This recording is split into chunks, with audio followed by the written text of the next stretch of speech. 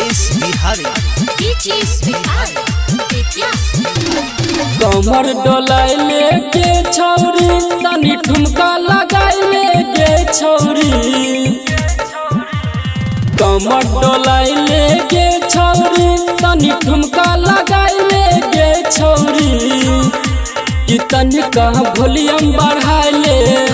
तब बाजे छोरी देश के गाना डीजे पे कमर हिलाए ले गे छौरी तब बाजे छोरी देश के गाना डीजे पे कमर हिलाए ले गे छौरी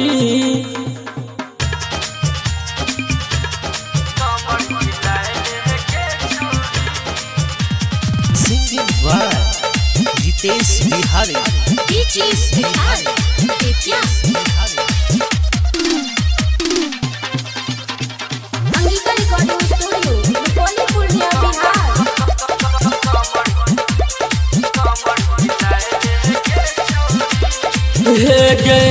धम धक छोरा सब जे होय छै रंगबाज के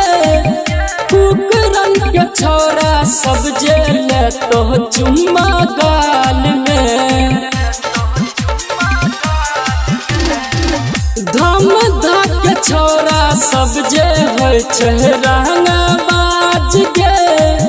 कुकरन के छोरा सब जे ले तो चुम्मा गाल में मूड बनैतो गे छौरी तोहर घगड़ा उठैतो गे छौरी मूड बनैतो गे छौरी तोहर घगड़ा उठैतो गे छौरी कि तनिका वॉल्यूम बढ़ाई ले तब बाजे छोरी देश के गाना डीजे पे कमर हिलाए ले गे छौरी तब बाजे छोरी देश के गाना डीजे पे कमर हिलाए ले गे छौरी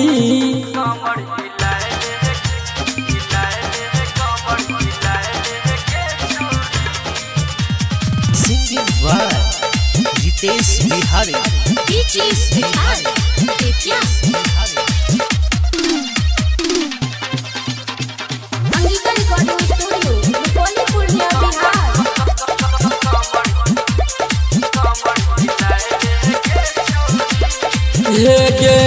पूर्णिया जिला के छोरा होय छै बदमाश गे रूपली के छोरा सब जे कर देतौ नाश गे